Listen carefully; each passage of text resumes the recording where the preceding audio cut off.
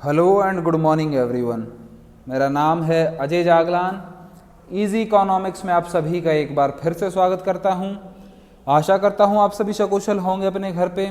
तो बच्चों, जैसा कि आप सब जानते हैं, हम लोग स्टैट्स के अंदर जो हमारा सेकंड चैप्टर था कलेक्शन ऑफ डेटा, उसको कवर कर रहे हैं। ठीक है, और उस चैप्टर का जो आज सबसे लास्ट टॉपिक है कलेक्शन ऑफ सेकेंडरी डेटा। अभी तक हम लोग सीख रहे थे कलेक्शन ऑफ प्राइमरी डेटा। जो आज का लेक्चर होगा उसमें हम लोग कवर करेंगे कि जो सेकेंडरी डेटा होता है उसको कहाँ से कलेक्ट किया जाता है, कैसे कलेक्ट किया जाता है, किसकी हेल्प से कलेक्ट किया जाता है और कौन कौन उसको कलेक्ट करता है। सो आज के लेक्चर में आपको बहुत कुछ जानने को मिलेगा। So a lot to know, a lot to discuss as always. But before we begin, अगर आप हमारे चैनल पर नए हैं तो चैनल को सब्सक्राइब करना बिल्कुल ना भूलें और बेल आइकन को प्रेस जरूर करें। तो बच्चे स्टार्ट करते हैं कलेक्शन ऑफ सेकेंडरी डेटा। देखो, कहता है सेकेंडरी डेटा आप सब जानते हैं कौन सा डेटा होता है। सेकेंडरी डेटा ऐसा डेटा जिसको पहले किसी ने कलेक्ट कर रखा है। ठीक है, पहले किसी और ने उसको कलेक्ट कर रखा है, मतलब किसी और के लिए वो पहले प्राइमरी डेटा बन चुका है। ठीक है, और जो उसका प्राइमरी वर्क था, प्राइमरी ऑब्जेक्टिव था, वो पूरा हो चुका है। अब जब किसी और को डेटा चाहिए तो वो क्या करेगा कि जिसने पहले कलेक्ट किया हुआ था उसके पास जाएगा और जाके वहां से डेटा ले लेगा। ना टाइम खर्च होना, ना उसका पैसा खर्च होना ज़्यादा, मतलब बहुत कुछ चीज़ें यहाँ पर उसका बच जाती हैं बच्चे। ठीक है, पर ये सेकंड हैंड डाटा होता है क्योंकि इसको पहले कोई और यूज़ कर चुका होता है भाई। ठीक है, अब कहता है कि जो ये सेकेंडरी डेटा होता है ये दो प्रकार से मिल सकता है हमें, मतलब इसको हम दो प्रकार से कलेक्ट कर सकते हैं या फिर इसके दो सोर्सेज हो सकते हैं। सोर्सेज, ठीक है, दो सोर्स हो सकते हैं। पहला सोर्स है पब्लिश्ड सोर्स, जो पब्लिश होते हों, जैसे अखबार में आपके रिजल्ट पब्लिश होते हैं। ठीक है भाई, न्यूज़पेपर में बहुत सारी इन्फॉर्मेशन हर रोज पब्लिश होती है, ऐसा डेटा जो पब्लिश हो। ठीक है, एक होता है अनपब्लिश्ड सोर्सेज, जो पब्लिश ही ना होता हो, जो सिर्फ इकट्ठा करके रख लिया जाए और बाद में उसको पब्लिश भी ना करें, पर रिकॉर्ड्स में वो रखा रहता है। ठीक है, तो ये दो मेन सोर्स हैं।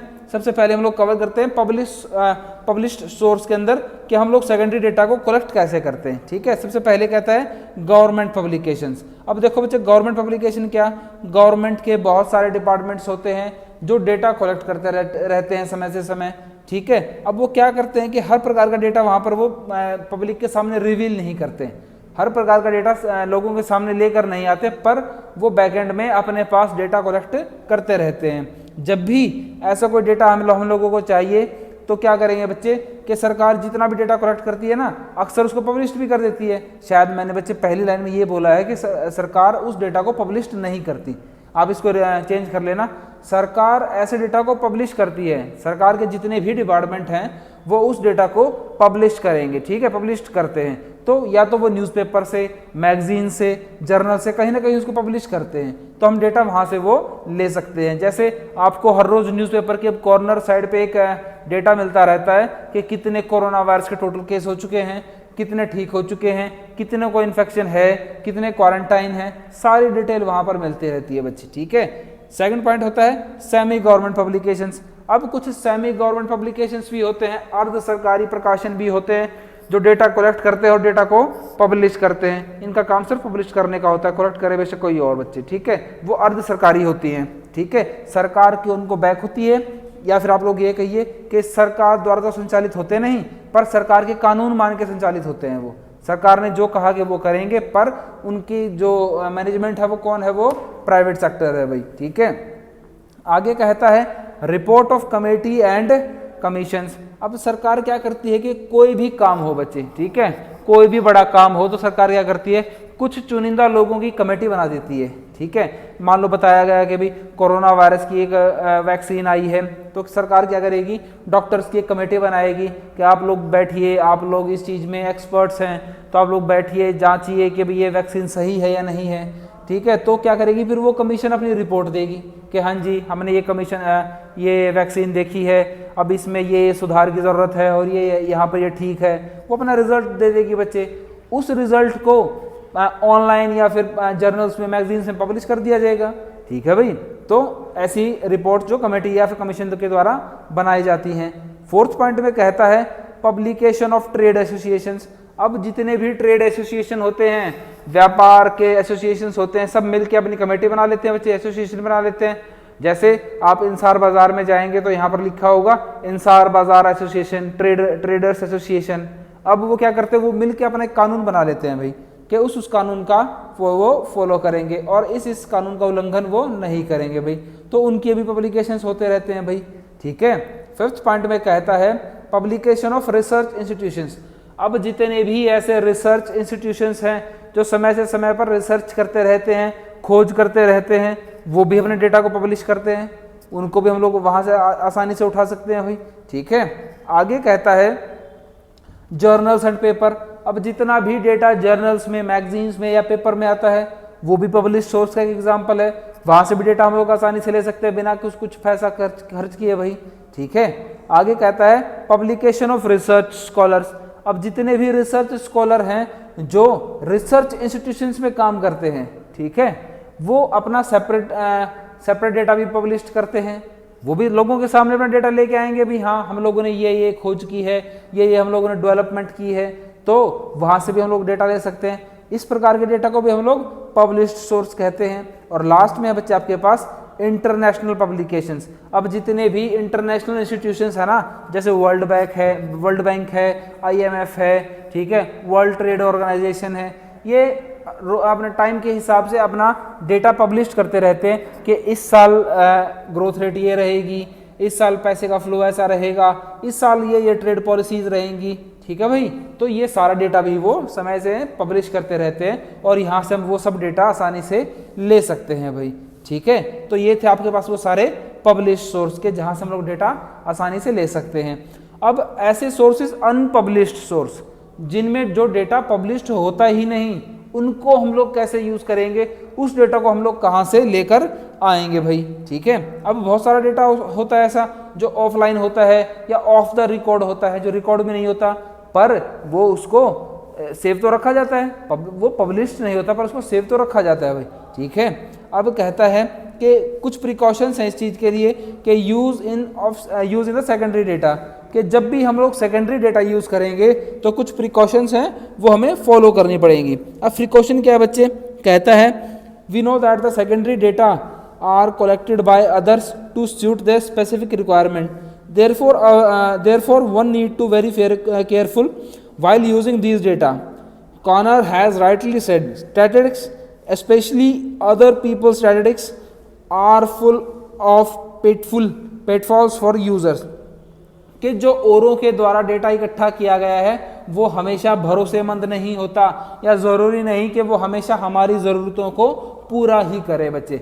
क्या पता उसने किस प्रकार का डेटा इकट्ठा किया है, क्या पता उसने किस मोटिव से डेटा इकट्ठा किया है, और उसके और हमारे मोटिव में फ़र्क हो सकता है भाई, ठीक है। अब कुछ क्वेश्चंस हैं इसके सामने हमारे पास, वो देख लेते हैं। कहता है what the data are reliable, क्या डेटा सच में रिलायबल है, क्या डेटा भरोसेमंद है, ठीक है। आगे whether the data are suitable for purpose of inquiry, कि जो डेटा हम लोग यूज़ कर रहेंगे क्या वो हमारी इंक्वायरी के पर्पस से बिल्कुल ठीक है, क्या जो इंक्वायरी हम लोग करना चाहते हैं उसके लिए डेटा बिल्कुल ठीक है भाई, ये भी क्वेश्चन है, इनके आंसर हमारे पास होने चाहिए।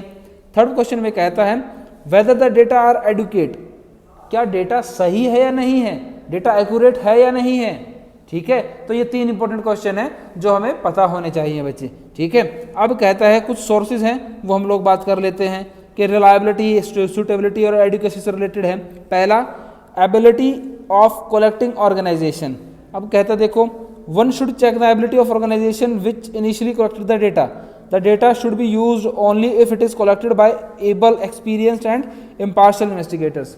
अब जैसे बच्चों आप लोगों को कोई भी डेटा चाहिए है, आप किसी एजेंसी के पास जाएंगे और वहाँ से डेटा ले लेंगे, क्या सिर्फ आपका इतना ही काम है कि आप जाएंगे और डेटा ले लेंगे? नहीं, आप लोग चेक करेंगे कि जिस एजेंसी से हम लोग डेटा ले रहे हैं क्या उन्होंने डेटा सही से कलेक्ट किया है या नहीं किया है, क्या उनका डेटा एडुकेट है या नहीं है, क्या उनका डेटा हमारे हिसाब से सूटेबल है या नहीं है, या फिर आप लोग ये भी चेक करेंगे कि जो डेटा उन लोगों ने कलेक्ट किया है क्या वो एक्सपीरियंस लोगों ने कलेक्ट किया है, क्या वो एबल लोगों ने, नॉलेजफुल लोगों ने ये लोग कलेक्ट किया है। क्योंकि अगर उसमें ज़रा सी भी मिस्टेक होती है तो आपकी कंप्लीट स्टडी में आपके में प्रॉब्लम आ सकती है भाई, ठीक है।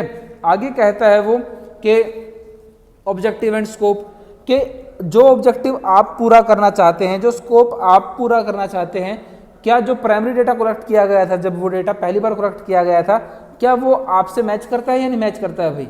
कहीं मैच ना करता हो, भाई किसी ने कलेक्ट किया है किसी और मोटिव से, आप कर रहे हैं किसी और मोटिव से, और आप दोनों के मोटिव डिफरेंट हैं, तो आप लोग वहाँ पर दिक्कत आ सकती है आपको डेटा को, ऐसे ही डेटा को यूज़ करने में।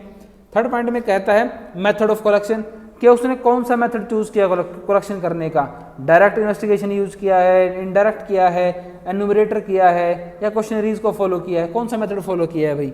आगे time and condition of collection, के जो टाइम है और कंडीशन से कलेक्शन की वो क्या थी, किस टाइम किया गया है भाई, क्या पता वो एक बेमौसम में किया गया हो भाई, ठीक है। आगे कहता है डेफिनेशन ऑफ द यूनिट्स, कि जो यूनिट्स यूज की गई हैं, जैसे मान लो वहाँ पर कुछ एक डेटा कुछ केजी का डेटा यूज किया गया है, किलोग्राम में डेटा लिया गया है, तो वो यूनिट कौन सी है। आप तो चाहते हैं आपको मिलीग्राम में डेटा मिले, पर वो तो केजी में टर्न्स में डेटा है, वहाँ पर दिक्कत हो सकती है कि कौन सी यूनिट्स यूज की गई हैं। आगे एक्यूरेसी, कि डेटा एक्यूरेट है या नहीं है। इस पॉइंट को आप लोग बहुत अच्छे से जानते हैं, क्योंकि हम लोग ये बहुत स्टार्टिंग से डिस्कस करते आ रहे हैं कि डेटा एक्यूरेट है या नहीं है भाई, ठीक है। तो ये हमारे पास कुछ उसके क्वेश्चन थे जो हमें पता होने चाहिए। अब सेकेंडरी डेटा के कुछ दो इंपॉर्टेंट सोर्सेज हैं जो हम लोग पता कर लेते हैं। वो दो इंपॉर्टेंट सोर्स कौन कौन से हैं? सबसे पहला है census of India and report and publications of national sample survey office.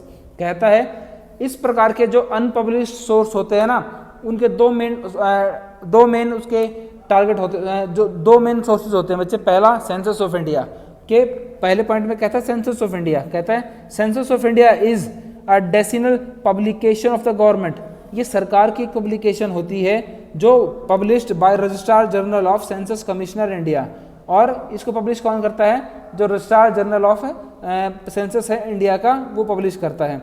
ये कॉम्प्रिहेंसिव डेटा होता है बच्चे सेकेंडरी, पर इस प्रकार के डेटा को पब्लिश्ड नहीं किया जाता। अब क्या होता है, सरकार का एक ऑर्गेनाइजेशन है, उसके अंडर में वो ऑर्गेनाइजेशन ड्यूटी लगा देता है बहुत सारे सरकारी ऑफिसर्स की कि आप लोग जाइए गली मोहल्ले में, हर 10 साल में आपको वहाँ की जनगणना काउंट करनी है। क्या वो जनगणना अखबारों में प्रिंट होती है? नहीं। क्या वो जनगणना किसी मैगजीन जर्नल में आती है? नहीं। पर डेटा को कलेक्ट करके रख लिया जाता है भाई, ठीक है। उसमें क्या क्या साइज क्या है भाई, पॉपुलेशन का ग्रोथ रेट क्या है, पॉपुलेशन क्या है हमारी, पॉपुलेशन के प्रोजेक्शन क्या है कि पॉपुलेशन किस दिशा में बढ़ रही है, पॉपुलेशन कम हो रही है, ज़्यादा हो रही है, रूरल ज़्यादा बढ़ रहे हैं, अर्बन ज़्यादा बढ़ रहे हैं, एजुकेटेड ज़्यादा बढ़ रहे हैं या फिर अनएजुकेटेड ज़्यादा बढ़ रहे हैं, तो प्रोजेक्शन हम लोग चेक करते हैं। आगे डेंसिटी ऑफ पॉपुलेशन, कि किसी पर्टिकुलर एरिया में कितने लोग पहले रहते थे और अब कितने रहते हैं, वहाँ पर लोग जो पॉपुलेशन है वो इंक्रीज कर रही है डिक्रीज कर रही है।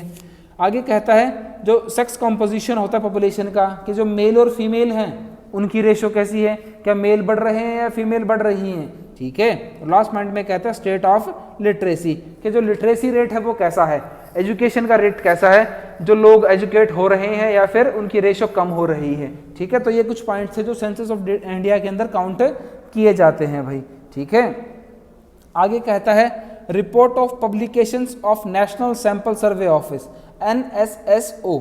अब क्या भाई, एक नेशनल सैंपल सर्वे ऑफिस होता है, वो क्या करता है, डिफरेंट टाइम पे या डिफरेंट अलग अलग ऑब्जेक्टिव के साथ वो सैंपल इकट्ठे करता रहता है देश में, ठीक है। अब वो किसी भी फील्ड में हो सकता है, वो सेंसस में भी हो सकता है, वो जैसे भाई अब बच्चों के लिए स्कूल ओपन करने हैं भाई, ठीक है, तो वो पेरेंट्स के पास रिटर्न मैसेज भेज रहे हैं, क्या आप चाहते हैं कि आपका बच्चा आए स्कूल में आए, क्या आप उसको स्कूल भेजना चाहते हैं। अब एक सर्वे किया जा रहा है, अब कोरोना वायरस के लिए एक सीरीज सर्वे किया गया था, वो सब नेशनल सैंपल सर्वे के अंडर में। सीरीज सर्वे का मतलब था बच्चे कि कितने लोगों को कोरोना के लक्षण थे या नहीं थे, कितने लोगों को कोरोना के लक्षण हैं भाई, तो वो सीरीज सर्वे किया जा रहा है, ठीक है। कहता देखो आगे कि लोगों का हाइजीन, के कितने लोगों के पास टॉयलेट हैं, हाउसिंग कंडीशन कैसी हैं, कितने लोग स्लम्स एरिया में रहते हैं भाई, ठीक है, कितने लोगों के पास पानी की सुविधा है, कितने लोगों के पास सैनिटाइजेशन की सुविधा है। तो ये सब वहाँ से इकट्ठा किया जाता है, और ये सब इकट्ठा कौन करता है, नेशनल सैंपल सर्वे ऑफिस इकट्ठा करता है भाई, ठीक है। अब कहता कुछ पैरामीटर्स हैं इसके, following parameters of economic change, कि हमारी इकोनॉमी में जो चेंज हो रहे हैं उसके कुछ पैरामीटर्स हैं। वो पैरामीटर हम लोग देख लेते हैं। पहला land and life stock holding, कि जो लैंड और लाइफ स्टॉक होल्डिंग है वो किस प्रकार का है, हाउसिंग कंडीशन कैसी है, माइग्रेशन कैसा है, लोग शहर से गांव में जा रहे हैं या फिर गांव से शहर में आ रहे हैं, ठीक है। एम्प्लॉयमेंट अनएम्प्लॉयमेंट की क्या रेट है भाई, ठीक है। कंज्यूमर का एक्सपेंडिचर कैसा है, अब वो किस प्रकार की गुड्स के ऊपर ज़्यादा खर्चा करता है, ठीक है। और लास्ट में कहता है कि sources of house hold income in India, कि जो हाउस होल्ड इनकम है उसके सोर्सेज क्या क्या हैं। तो ये सब यहाँ से चेक किया जाता है बच्चे। और ये था आपका नेशनल सैंपल सर्वे ऑफिस का वो अनपब्लिश सोर्स, जहाँ से आप डेटा को कलेक्ट कर सकते हैं और डेटा को यूज़ कर सकते हैं बच्चे। और इसी टॉपिक के साथ आज का लेक्चर भी खत्म होता है और जो आपका चैप्टर नंबर 2 है वो भी खत्म होता है बच्चे, ठीक है। अब जो कल का लेक्चर आप लोगों को भेजूंगा मैं, तो उसमें आपके पास आपके क्वेश्चन आंसर होंगे, उनको आप लिख लेना और याद कर लेना भाई, ठीक है। आज के लेक्चर में सिर्फ इतना ही। आशा करता हूँ आपको पूरा लेक्चर क्लियर हुआ होगा। अगर फिर भी कोई डाउट है या कोई क्वेश्चन है तो मुझे कमेंट सेक्शन में लिखना बिल्कुल ना भूलें। थैंक्स फॉर लिसनिंग एंड जय हिंद।